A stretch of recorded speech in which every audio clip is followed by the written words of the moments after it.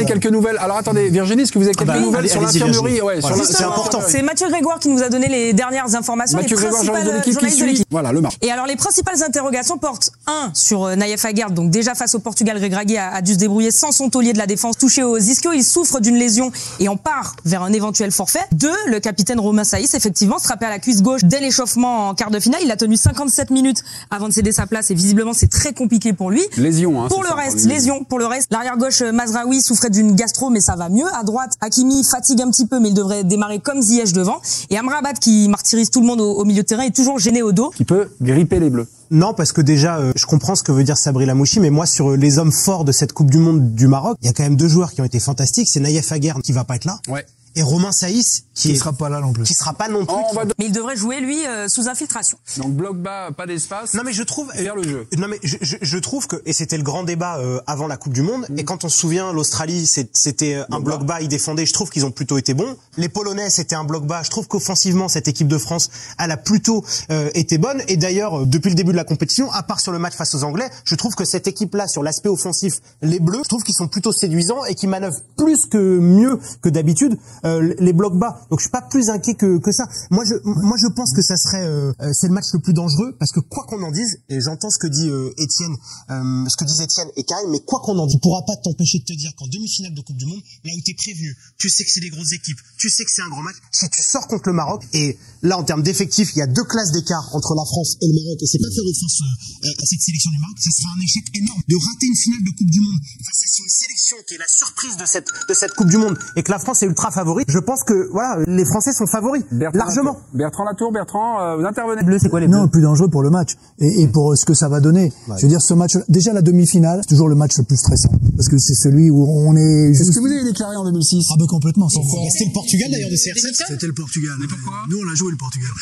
Parce qu'on est, je veux dire, on vient de faire un exploit. Ouais. Et eux ils viennent de faire un exploit en battant l'Angleterre. C'est quelque chose, c'était important. Et derrière, la finale. Et c'est juste là, c'est la dernière marche, c'est celle où il faut pas tomber. C'est pour être en finale, ce match-là, il est stressant. Ah non, mais moi j'ai pas mis de conséquences à s'il tombe ou si Deschamps s'en va. C'est après avoir battu l'Angleterre quelque part. Et sans manquer de respect au Maroc par rapport à ce qu'ils ont fait en battant le Portugal, en éliminant l'Espagne, c'est une équipe qui est solide. Je dis, en France, ça serait difficile de subir, je veux dire, la défaite de l'équipe de France contre le Maroc. Plus dur que s'ils avaient perdu, s'il y avait eu le Portugal. S'ils avaient perdu contre le Portugal, il y a un problème là d'identité des 2 pays qui fait que, pour la France, c'est beaucoup plus compliqué de perdre, et c'est pas impossible contre le Maroc, que de perdre contre le Portugal, où il n'y aurait pas eu la même problématique. Donc oui, ce match est dangereux. Non, les conséquences du résultat sont dangereuses pour l'équipe de France. J'ai l'impression, en regardant le visage d'Étienne Moati sur votre arbitrage, Raymond, c'est verbeux, c'est fumeux, c'est tout ce. Enfin, ça, je suis jamais aussi désolé. Mémé. Quel menteur, c'est pas possible. Replay, il y a 5 minutes sur Giovanni Cassani. Alors là, c'est pas pareil. Non mais moi je trouve que Jean-Marc et Raymond, oui, finalement, la demi-finale. On va dire que dans l'enfonçage, dans l'obligation de gagner, dans l'enfonçage de porte ouverte et donc cliché footballistique, ils ont été bons. Les deux, ils ont fait leur match. J'attends de voir comment tu vas retourner la situation. Moi, si je lis la question, si la porte, ça n'a pas été on a affronté les Anglais en quart finale. Ils sont super fortes, ils l'ont montré. On a gagné de très peu, pourtant on a une belle équipe. Et franchement, quand on voit le banc qu'ils avaient, si on allait en prolongation, on pouvait commencer à trembler si on devait faire des changements. Et aussi, aujourd'hui, on affronte le Maroc. Le Maroc, ils font une Coupe du Monde, except c'est le Maroc. Quand même, évidemment, je vais me faire tomber dessus en disant ça. C'est pas désobligeant, ça? Non, mais c'est le Maroc, c'est une équipe, on va dire, intrinsèquement moins forte que n'est le Brésil, c'est pour ça que éventuellement l'Espagne, le Portugal. Non mais si on parle de danger sportif, c'est-à-dire est-ce qu'on a plus ou moins de chances, si on reste sur ce terrain-là, de se qualifier contre le Maroc que contre le Brésil ou contre le Portugal avec l'équipe qu'ils ont, le banc qu'ils ont? Moi, même si on va dire je suis méprisant, c'est pas du tout le cas. Je pense que ces autres équipes sont plus fortes que le Maroc. Le Maroc est sur une dynamique exceptionnelle, peut-être parvient-t-il à éliminer l'équipe de France. Mais au premier degré, moi je trouve que pour la France, les conséquences si tu perds contre le Maroc. Il y aura rien. Si. Il y aura pas un 7e sélectionneur qui va sauter. Et là, c'est pas aussi sûr que ça. Non, mais sauf que à partir là, je suis pas d'accord avec toi, Raymond, et Karine a raison, parce que le Maroc, et c'est tout leur mérite, ils ont éliminé qui? Ils sont sortis premiers du groupe. Ils ont éliminé l'Espagne. Ils ont éliminé le Portugal. Ils étaient devant la Croatie. Donc aujourd'hui, si tu te fais éliminer par le Maroc, ça passe. Et t'es en demi-finale. Okay. Donc je suis pas d'accord sur l'analyse. Dans l'équipe du jour, Sabri Lamouchi livre son expertise sur France-Maroc en demi-finale de la Coupe. L'équipe de France va avoir la possession, ce qu'elle aime moins. Le Maroc est une sélection qui évolue avec un bloc bas, compact, des lignes très rapprochées. Ils prennent très peu de buts, mais surtout ils concèdent très peu d'occasions, même contre l'Espagne ou le Portugal. Est-ce que c'est un scénario que vous redoutez? Et deuxième question, est-ce que c'est un style? Bonsoir. Oui, j'entends l'argumentaire de Giovanni et de Raymond Domenech. On doit se faire peur, on peut préférer jouer le Brésil avec ses forces vives plutôt que le Maroc. Faire quand même jouer le Maroc, ça veut pas dire que cette équipe-là n'est pas là par hasard. Et bien évidemment, ils ont pris qu'un seul but depuis le début du mondial. Une équipe forcément qui est à considérer. Mais je peux vous dire que de ce qu'on me rapporte de France est à l'abri d'avoir un excès de confiance. Je pense que les derniers mois, l'équipe ont prouvé, et s'il en était nécessaire, pour prendre personne de haut, mais on a quand même toutes les cartes en main pour que ça se passe bien. Donc après, ça reste un match de foot, ça c'est sûr. Mais je pense qu'on a les atouts pour battre cette équipe. On a des joueurs de vitesse, on a des joueurs qui sont capables d'éliminer dans les petits espaces, un joueur qui est très bon dans la surface. Sans doute qu'Olivier Giroud sera très utile dans ce registre-là, qui a quand même un vrai bloc de ce que j'ai pu voir. Donc moi je suis pas inquiet outre mesure, parce que je sais que les Bleus ne se disent pas qu'ils sont déjà en finale et de pas de savoir quelle équipe ils vont tomber. Donc dans ce contexte-là, plutôt optimiste pour l'équipe de France, et que je ne l'étais avant le match face aux Anglais. Et d'ailleurs le match face aux Anglais m'indique qu'il y avait quand même des raisons d'être inquiet avant la rencontre. Oui, moi je voudrais répondre à Bertrand Latour. Oui, monsieur Latour. C'est ça, c'est monsieur Latour. C'est monsieur Latour. Il n'a pas du tout compris ce que l'on était en train de dire, et qui vous donne tout à fait raison. Il dit, on n'a jamais dit que la France prenait, ou que tu as mal compris, qu'on n'a jamais dit que l'équipe de France prenait le match de haut. On a simplement dit que si jamais il y avait des difficultés et qu'on le perdait, je dis pas que vous avez dit ça non plus, ça tombe bien. Si, c'est ce que tu as dit tout le long. Non, je dis simplement que les Français vont pas prendre le match par-dessus la jambe. Et on n'a jamais dit ça. Non, mais on est très clair sur la compréhension. On dit simplement que je préfère. Mais vous avez peur de jouer le Maroc manifestement. Donc moi je vous dis juste que je préfère jouer le Maroc que le Brésil. Pas du tout. Bertrand a justement dit que il y avait 2 classes d'écart entre cette équipe de France et du Maroc d'un point de vue de papier, qu'on était largement favoris, et que par conséquent ça serait problématique de perdre face à une équipe comme ça. C'est tout ce qu'on a dit. Voilà. Oui, mais pour le moment on n'a pas perdu. Virginie, vous aussi, vous avez enquêté un petit peu sur le web, et une vidéo est ressortie avant ce match de mercredi soir. C'est-à-dire, de quoi s'agit-il? Un petit chambrage prémonitoire. On est en mai dernier, le PSG est en tournée au Qatar. Kylian Mbappé foule la pelouse du stade Al Rayyan où la France va jouer contre la Tunisie en phase de groupe. À ce moment-là, le Français prévoit déjà un France-Maroc au mondial. Attention, il parle anglais, c'est sûrement la consigne, c'est une vidéo inside, comme on dit, regarde. French Tunisie, I hope we're gonna win, and after we play against Morocco, and I have to destroy my friend. I'm gonna kick you. That will break my heart a little bit, but you know the football, it is what it is. It is what it is. I have to kill him. Voilà, bon, c'est pour l'instant Mbappé qui a eu le dernier mot. On verra mercredi. Et on va marquer une petite pause, c'est bien ça? Maroc, est-ce que vous êtes confiant pour l'équipe de France? Regardons vos ardoises. Et vous me dites oui pour Alicia, oui pour Karim Benani, oui pour Jérôme Alonso, oui pour le triptyque de gauche. Donc, je vous connais par cœur, il n'y a aucune arrogance, oui. Il y a juste Ludovic Omrena que je vous fais commencer.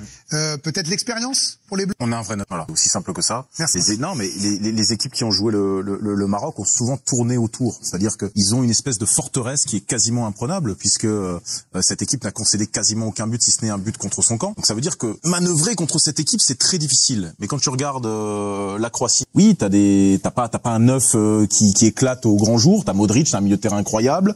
La Belgique, qui manquait Lukaku. Les Espagnols ont joué sans neuf. Les Portugais, Ramos, pardonnez-moi du peu, un peu jeune, et puis peut-être pas dans ce profil de finisseur. On a un finisseur ultime. Ce qui peut se passer contre le Maroc, c'est centre de Griezmann, but de Giroud, comme ce qui s'est passé un peu hier soir. On a ces forces-là, on a des forces vives pour faire exploser cette équipe. Maintenant, grand respect à cette équipe du Maroc. Moi, jamais je ne prendrai de haut cette équipe. Son parcours est exemplaire. C'est probablement l'équipe qui a le parcours le plus dur et le plus à mettre en avant. Donc, il faudra se méfier, mais on a les arguments pour faire plier cette équipe. C'est vrai, Karim Benani, mais ce Maroc est quand même sorti en poule, j'ai envie de dire comme ça, la Belgique. La Croatie, qui est encore en lice, était dans ce groupe-là. L'Espagne, le Portugal, et en vrai, si on est tout à fait honnête, et on l'est, vous pouvez dire aussi qu'ils n'allaient pas répéter l'exploit contre l'Espagne avec un Portugal qui était enfin retrouvé. L'arrivée, c'est dehors, et c'est pas de but encaissé. Ouais, parce que cette équipe, elle est monstrueuse. Franchement, défensivement, c'est hyper costaud. Cette équipe a réalisé l'un des plus beaux exploits de l'histoire de cette compétition, franchement. Ça mériterait de poser la question, est-ce que c'est le plus grand? Ouais, cette équipe va devenir légendaire dans quelques années. Les Marocains, dans 20 ans, reparleront de cette génération-là, et ce sera très mérité, quelle que soit l'issue finale du tournoi pour les Marocains. Mais pourquoi oui, confiant pour l'équipe de France? Parce que la France est favorite, bien sûr, mais parce que je vois beaucoup de fatigue côté marocain. La sortie de Romain Saïs hier, même s'il sera peut-être apte pour le match contre les Français, mais déjà contre l'Espagne, il avait une alerte. Il sort hier, il se fait remplacer par un joueur qui joue en Série B à Bari. Aguerd, je ne sais pas s'il sera là mercredi contre l'équipe de France. Mazraoui qui a tiré la langue, qui n'était pas là contre le Portugal. C'est 3 défenseurs de très haut niveau qui ne sont peut-être potentiellement pas là contre l'équipe de France.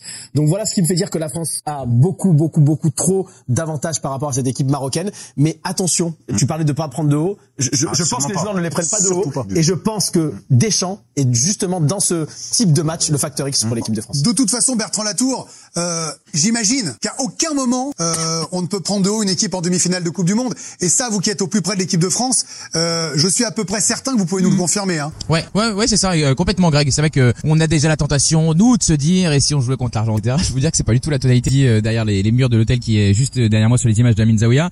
Mais chacun sait que le match va être très compliqué de leur point de vue, bien évidemment, qui a encaissé un seul but, et ça c'est déjà des éléments qui m'ont été filés depuis que nous savons que nous allons affronter les Marocains. Donc, mais nous, notre regard extérieur, évidemment, il est un peu différent. Moi, je suis assez confiant pour l'équipe de France, et j'ai un vrai point d'interrogation sur l'équipe marocaine, au niveau émotionnel. Je pense que c'est très difficile quand on a réalisé un exploit. Eux, au final, ils sont déjà les héros de la nation, sur la gestion émotionnelle, d'être au niveau face à une équipe française qui est sans doute déjà plus talentueuse et qui, en plus de ça, a vraiment l'habitude de ces matchs en très haute altitude, plutôt confiant. Mais enfin bon, voilà, on espère qu'on va pas tomber de haut. Évidemment, mais on se doit de poser la question comme face à n'importe quel autre adversaire et dans n'importe quelle période de la compétition. Hein. On l'a fait contre l'Angleterre, on l'avait fait en 8e, on l'avait fait avant les matchs de poule. Merci Bertrand d'avoir été avec nous ce soir, Raphaël. Oui, on parlait de Giroud qui pourrait marquer dans ce match. Il faudra réussir à marquer un but. Le seul but qu'ils ont encaissé, les Marocains, vous l'avez dit autour du plateau, c'était un contre son camp de Aguerd. Elle est invaincue dans cette compétition, cette équipe marocaine. Un seul but encaissé, et puis une série de 3 victoires dans ce mondial. C'est déjà une victoire de plus que lors des 16 premiers dans la compétition, dans toutes les compétitions qu'ils ont disputées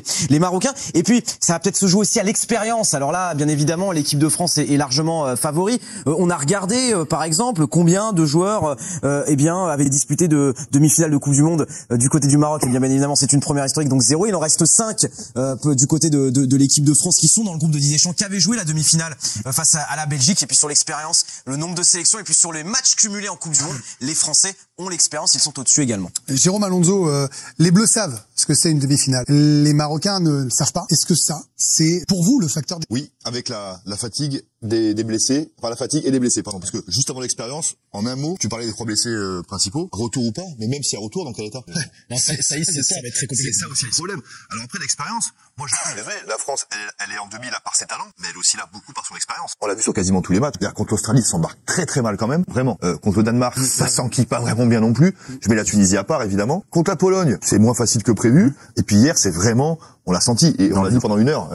Giroud, une occasion, voilà, Loris, les 4 tauliers d'hier, c'est les 4 qui étaient là en 2018 et qui ont aussi Mbappé, ils étaient 5. On va jouer Mbappé, mais Mbappé, je le mets un petit peu à part hier par rapport à quand la France elle est très mal hier, c'est Griezmann, c'est Loris et c'est Varane. Et ben ces joueurs-là, le Maroc, même s'il y a beaucoup de talent, ben ces joueurs-là et ce vécu-là, et ils ne l'ont pas. Donc évidemment pour le dans la case blessé et dans la case expérience, il y a quand même 2 croix qu'on coche sont très importantes pour le côté France favori de ce match-là. Alors il y aura, comme à chaque fois, Alicia, une petite histoire dans la grande histoire. Oui, vous avez beaucoup parlé d'Olivier Giroud. Olivier Giroud qui va retrouver un homme qu'il connaît très bien, c'est le sélectionneur marocain Walid Regragui. Ils étaient tous les deux ensemble à un moment donné. Alors ça n'a pas duré longtemps, c'était l'espace d'un été au Grenoble Foot 38, club formateur du champion du monde et ancien club du sélectionneur marocain. Donc voilà, l'été 2008, Giroud a 21 ans, il revient de près d'Istres, alors en national. Walid Regragui lui a 33 ans, il joue au Grenoble Foot depuis septembre 2008. Ils ont partagé un stage de pré-saison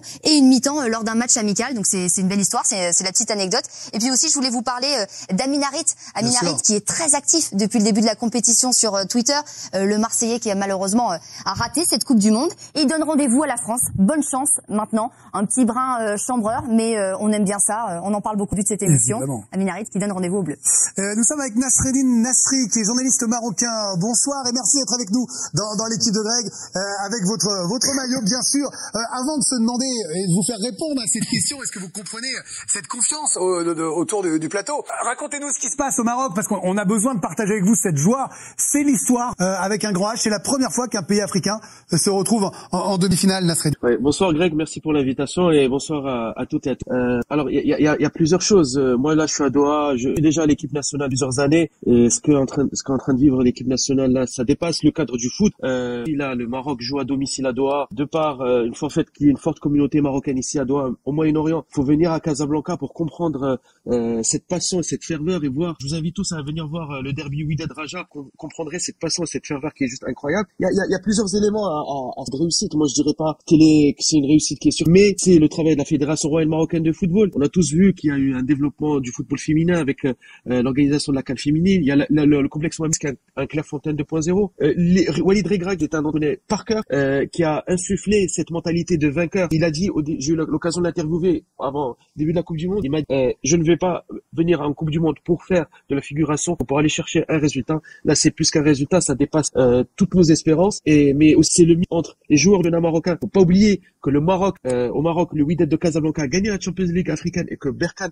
a gagné la Coupe de la CAF, et la fédération a fait un super boulot en dénichant des jeunes talents, mis à part Hakim Ziyech qui est né à Amsterdam ou Achraf Hakimi qui est né à Madrid. Et la fédération a déniché de petites pépites dont on entendra parler dans les prochaines années. Je parle évidemment de Bilal El-Khan, jeune talent de Jacques qui a refusé la Bible ou Zahouri qui paraît a refusé de porter la tunique des Diables Rouges pour rejoindre le Maroc. Donc tout ce mélange-là a permis au Maroc de réussir un exploit extraordinaire. Nasreddine, en quelques secondes, je vous donne 30 secondes, une minute, mais vous avez entendu ce qui s'est dit autour de la table, les blessures, la fatigue, le manque d'expérience, tout cela, c'est factuel. Est-ce que vous pensez que l'équipe du Maroc peut être prête face à la France malgré ces trois facteurs? Alors, la France est grandissime favori, là, il y a pas de question à se poser.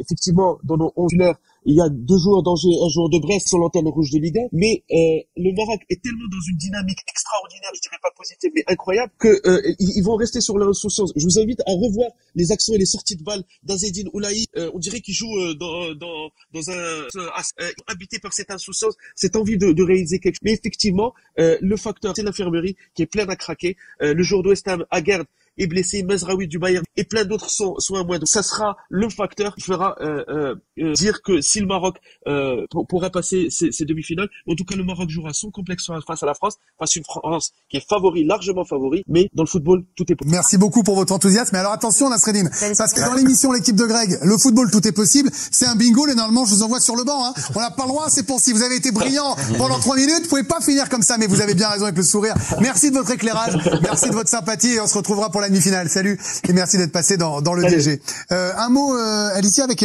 le comeback de quelqu'un qu'on n'avait pas beaucoup entendu. Karim Benzema qui, sauf erreur de notre part, a réagi pour la première fois à la victoire des Bleus sur son compte Twitter, sur ses réseaux sociaux.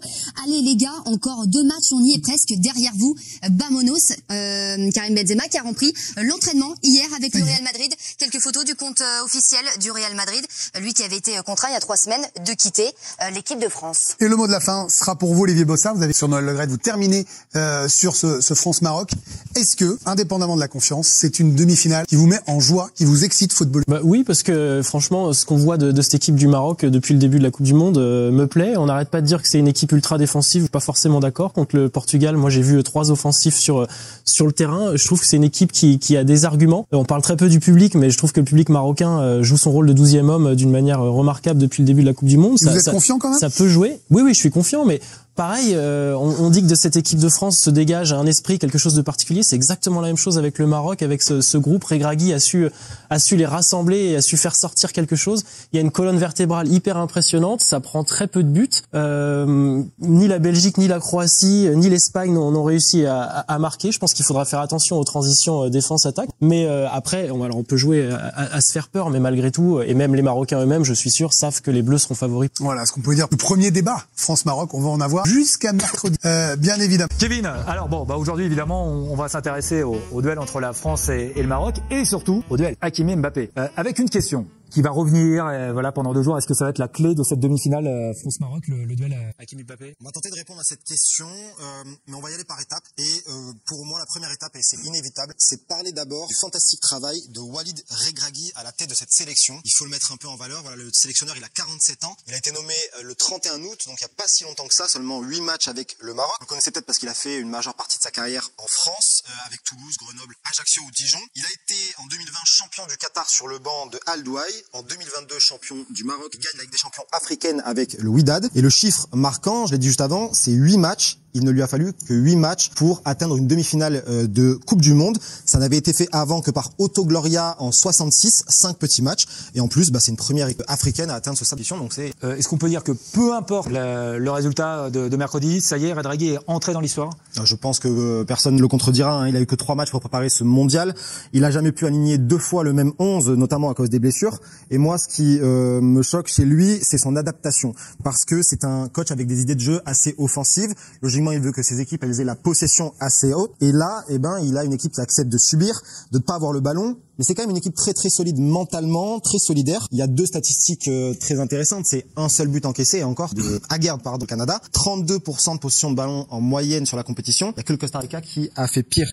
Donc c'est vraiment une équipe qui a changé avec Regragui et on voit cette solidarité chez Hakimi. Alors on va avoir une petite, mais je pense qu'on est autour de la table. Il n'y a pas de problème avec ça. Le latéral droit du Paris Saint-Germain, 59 sélections, 8 buts. On va rentrer dans le vif du sujet parce que moi ce que je veux regarder chez Hakimi, c'est la différence entre le Paris Saint-Germain et entre ses prestations avec le Maroc, notamment avec les fameuses heatmaps. Donc à gauche vous avez la position moyenne pendant le mondial.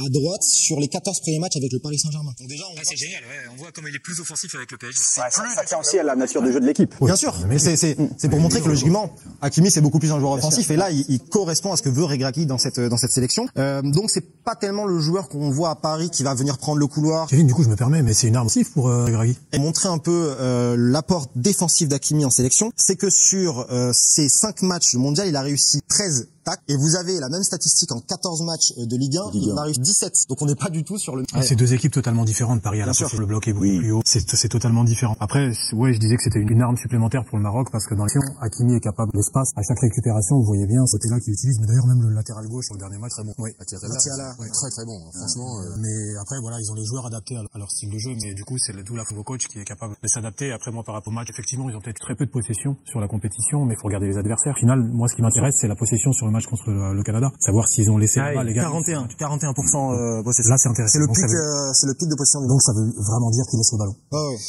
Alors, Mbappé, est-ce qu'il pourrait justement accepter de subir pour être pour le bien du collectif, on va dire, comme contre l'Angleterre? En fait, on l'a vu contre l'Angleterre. Alors moi, j'ai entendu dire que Mbappé a fait un mauvais match. Je suis pas totalement d'accord avec ça. Bien sûr, on va le voir avec les statistiques. Il a vécu son match individuellement le plus complexe de la compétition. Mais attention, c'était pas juste Kyle Walker en face de lui, c'était aussi Anderson, c'était Saka qui redescendait, prise à 2, à 3. Et je trouve qu'il a accepté ce rôle-là. Il a libéré des espaces pour Griezmann, pour Giroud, et il a fait un match quand même assez intéressant. Est-ce que il va subir la même chose contre le Maroc? On va voir. Moi, au final, je pense que Mbappé, il sait parfaitement Hakimi défend. Hakimi sait parfaitement comment Mbappé attaque. Est-ce qu'au final, on va pas avoir juste un duel où les 2 joueurs vont se neutraliser et le match va jouer ailleurs? Donc, est-ce que ce duel-là, c'est le duel clé de ce match? Moi, je pense pas. Je suis pas sûr. Moi, je pense pas que ça va dépendre d'Mbappé. Donc pour vous, c'est pas la clé du match? C'est pas la clé du match. Je pense pas que ça va dépendre de qui. Je pense que ça va dépendre des joueurs qui sont, comme vous l'avez bien souligné, et même quand Anderson était sur une position haute, c'est Bellingham qui fermait l'intérieur. Ou Stones aussi qui revenait. Mais il était systématiquement fermé. En fait, il l'obligeait à aller vers l'avant, pousser le ballon. Le latéral droit, Kyle Walker, avait un temps d'avance parce qu'il l'attendait à ce moment-là. Donc je pense que c'est plus le milieu sur un milieu à 3, l'excentré droit et l'attaquant qui doit faire. Je reviens juste sur une information que nous donnait Kevin. La pointe de vitesse d'Hakimi chronométrée, vous m'avez dit 36,4 km/h. C'est un des 4e joueurs les plus rapides. Juste devant Mbappé. Donc il va plus vite qu'Mbappé en fait. C'est intéressant parce qu'on a quand même régulièrement vu Kylian Mbappé en difficulté face à ce type de défenseur. J'ai le souvenir que face à Koulibaly également, face au Napoli, il avait eu beaucoup de mal par définition à le prendre de vitesse. Là, il y avait également la dimension physique. Face à Walker, c'est également le cas. Et bien sûr que sa qualité première, c'est son explosivité. Donc là, moi, je suis curieux également de voir déjà de ce point de vue-là comment il va s'en sortir. Et puis il y a également leur relation. Comment est-ce que ça va jouer dans leur duel? Parce que est-ce qu'il va se dire je veux prendre le dessus, voilà, parce que c'est une histoire particulière entre nous, ou est-ce qu'il va faire ce qu'il a un peu fait sur le match face à l'Angleterre, c'est-à-dire il a peu provoqué face à l'Angleterre. Il a eu peu de déchets finalement parce qu'il a vu que c'était fermé. Il a pas tenté d'y aller forcément. Il a beaucoup contourné et il est revenu en arrière. David, pour moi, en 1 contre 1, il est injouable. C'est-à-dire qu'on peut mettre Hakimi, même Walker. Walker n'a très peu joué de 1 contre France sur Mbappé. En 1 contre 1, il est injouable. Donc c'est pour ça que je dis que c'est pas le duel Mbappé qui va se jouer. Est-ce que les autres vont lui apporter justement, lui permettre de pouvoir défendre que sur l'extérieur, en fermant l'intérieur et en fermant le retour. Parce que en 1 contre 1, il est injouable. Il y a une autre question quand même, parce qu'ils se connaissent très bien, on l'a dit, bon, ils sont amis voilà, dans la vie, puis surtout ils se côtoient régulièrement au PSG, Jean-Marc. Oui. On en a parlé d'ailleurs dans le duel entre Hugo Lloris et Harry Kane. On a bien vu que c'était à l'avantage du gardien, le fait de très bien connaître l'attaquant de Tottenham. Alors on rappelle, Paris, ils sont amis, mais c'est Lloris là qui a eu un avantage. Est-ce que c'est avantage, quand on se connaît aussi bien, plutôt au défenseur qu'à l'attaquant ou pas? Qui a l'avantage dans ces cas-là? Ça dépend du caractère. Ça dépend du caractère. Mais ça dépend aussi de l'épaisseur de ton football. C'est-à-dire que comment Kylian il est capable effectivement de dézoner et de trouver des espaces autres que sur le côté droit. Mais il y a autre chose qui est sur son côté gauche. Il y a autre chose aussi, c'est que Hakimi est un joueur très offensif. Donc comment quelque part tu mets en place comme j'adore fait le Roumain Luchescu, c'est-à-dire que tu laisses jouer la carotte à Kylian Mbappé et tu laisses monter Hakimi. Et là tu peux effectivement, et tu mets quelqu'un d'autre pour défendre sur Hakimi. Et là tu laisses Kylian tout près de Giroud où tu laisses bouger de façon à ce que sur le peu de contre-attaque que peut faire Hakimi, eh ben tu peux effectivement contrer l'équipe et les mettre en très grosse. Alors les deux amis se sont déjà affrontés dans le passé. C'était en 2020. Dortmund tombe sur le PSG. On est en 8e de finale de Ligue des Champions. Sur le match aller, Mbappé est aligné en pointe et non sur un côté. Les deux joueurs ne disputent que 2 duels remportés à chaque fois par le Marocain. Paris perd 2-1. Match retour, Mbappé ne joue que 30 minutes en fin de rencontre. Victoire du PSG 2-0 sur les 2 confrontations. 0% de duels gagnés pour le Français, 0 sur 5. المغرب الماتش اللي جاي ما تخافش الا من حاجه واحده، لو واقفين على رجلهم بدني والله ما تقلق. بقول لك والله ما ليه؟ لان عندهم ميزه ان هم لما هيضيقوا المساحات مش هيدوا لا لمبابي ولا الجريزمان ولا الجيرو ولا كل الكلام، مش هيدوا لهم مساحه، الماتش هتصعب. انما لو البدني شفنا في اخر الماتش لعيب في ساكن اللي هو طلع اتصاب وطلع، ده من احسن المساكين الموجودين في البطوله، اتصاب وطلع في ولعب بيقول لك ده واحد ده مش عارف ثالث ماتش ولا رابع ماتش دولي. فهنا برضه عايز اقول ان مش احنا عندنا بقى ناس بتقعد تطبل وتقول لك ايه لا الصفقه الدوليه لا طب ما محمد عبد المنعم جابوه من الدار للنار ولعب ودلوقتي ما فيش حاجه اسمها لازم مواصفات لعيب حتى لو بيلعب ملعب بالظبط كده هي امكانيات لاعب انت اديته خلاص ما فيش حد بيتولد يبقى دولي يا عم الماتشات هي اللي بتجيب واخد بالك عشان بس الناس اللي بتقعد تقول لك ايه سواء كان مدرب او لعيب هو فكره الدوله كانت ان يقول لك مثلا لاعب